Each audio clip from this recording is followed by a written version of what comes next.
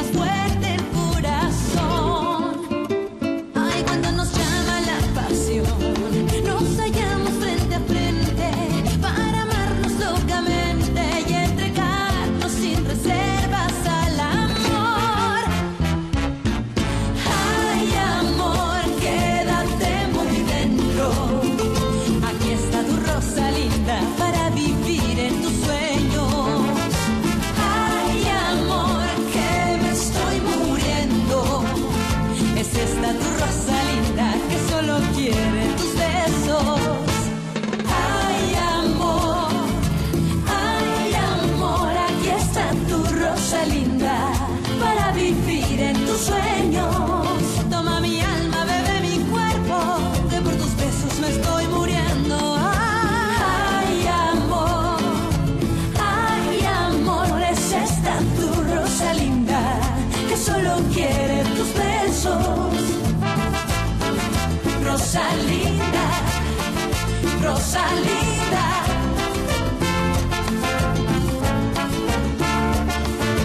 Rosalinda, ay amor, político arrepentido. Isa siyang napakagandang babae, Dorantes.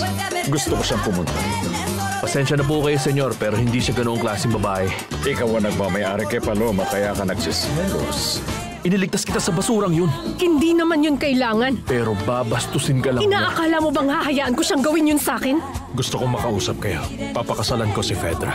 Lalo na't mahal ko pa rin si Rosalinda. Parang imposibleng paniwalaan na magpapakasal ako sa iba. Si Lucy ang gagawin mong panakitbutas dahil naghiwalay kayo ni Fedra? Totoo pong mahal ko si Lucy, pero nabulag ako sa pagtingin ko kay Fedra. Gusto ko siyang pakasalan.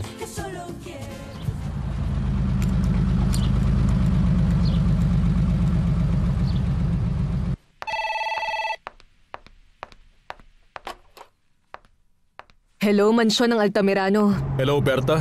Nandiyan si Valeria? Wala siya, Fernando. Umalis ang mama mo. Okay, pakausap ako kay Abril. Kay Abril? Malinaw ang pagkakasabi ko, Berta. Okay. Sandali lang muna.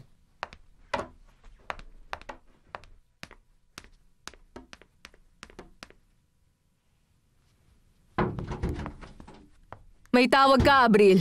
Gusto ka raw makausap ni Fernando Jose ngayon. Huwag kang basta tumayo dyan. Kausapin mo na siya. Hello? Abril, kumusta ka? Okay naman po. Kumusta ang trato sa'yo ni Valeria?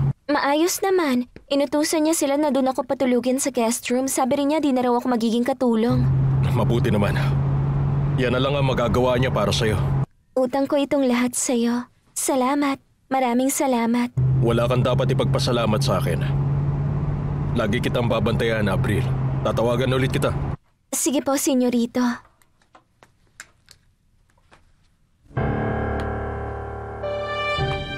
Kung ganon, si Fernando Jose na pala ngayon ang naging tagapagtanggol ni Abril. Pero bakit kaya?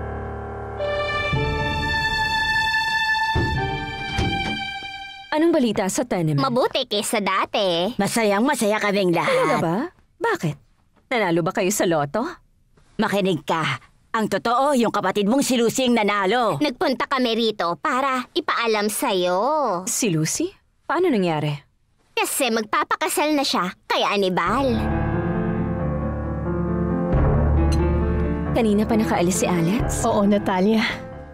Hindi ka ba naboboard dito? Ang totoo, medyo, pero saan naman ako pupunta ng ako lang? Galit ka pa rin ba kay Alex? Hindi. Hindi na ako galit sa kanya. Nag-usap na kaming dalawa.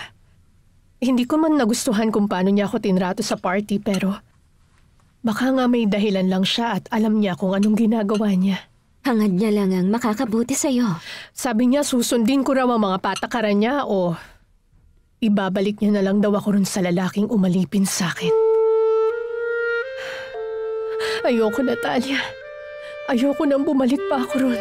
Bakit hindi tayo mamasyal? Magkapit tayo malapit dito. Talaga, Natalia. Gusto ko yung sinabi mo. Halika na. Oo, tama na yan. Magbihis ka na. Alis na tayo. Oo, sige. Okay. Mukhang hindi mo nagustuhan ang balita, Fedra. Ba't hindi? Masaya nga ako eh. Sobrang saya ko nga kaya babatiin ko na sila kaagad. At ikaw naman, akala mo, sa'yo lang patay na patay si Anibal. Pero nakita mo kung gaano kakabilis sa kalimutan ng tao. Ay, wag kang ang hangal, Asunsyon. Makikita ninyo, isang salita ko lang at magkakandara pa na ulit sa akin si Anibal. Makinig ka sa sasabihin ko, Fedra. Huwag mong sisirain ang kaligayahan ng kapatid mo. Wala akong interes na gawin yun, Zoila. Mas nababagay siya kay Anibal kesa sa akin. Siya yung tipo ng babaeng magpapakaalila sa bahay at sa mga anak nila. Iyon naman talaga ang tungkulin ng isang babae. Oo, pag nagpakasal ka sa mahirap. Kaya ko nga siya hiniwalayan. Hindi yun ang inaasahan ko sa pag-aasawa. Oo nga, pero ingat ka pa rin kasi baka umasa ka lang din pala sa wala. Magandang tanghali. Magandang tanghali. Magandang tanghali. Kumusta po kayo? Mabuti naman ako, iho. Kita mo naman kung gaano ako kaayos. Alam mo ba ang ibinalita nila sa akin? Si Lucy at si Anibal na raw. At magpapakasal na rin silang dalawa. Talaga ba? Totoo yun. Si Anibal, hiningi na niya ang kamay ni Lucy. Talagang malapit na silang magpakasal. Anong masasabi mo? Magandang sorpresa yon, di ba? Naniniwala ka na ba na wala nang namamagitan sa amin ni Anibal?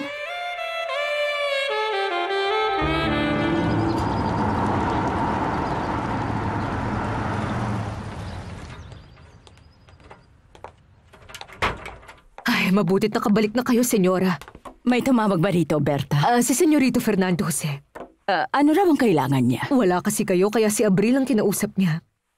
At nag-usap sila? Opo.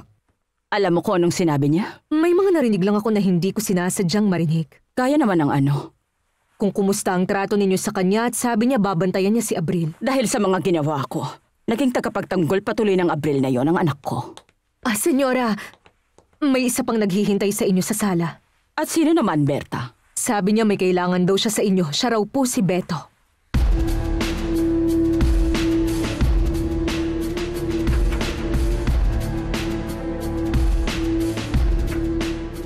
Ikaw, nandito ka na naman ulit.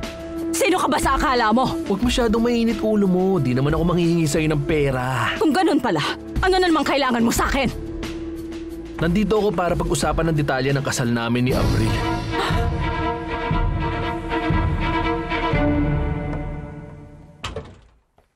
Masaya ako't ikakasal na si Lucy kay Anibal. Kahit sabihin pang madalian lang ang kasal. Anong problema? Tutol ka ba sa pagpapakasal nila, ha? Hindi ako tutol, Fedra. Kung ganon, ano? Fedra...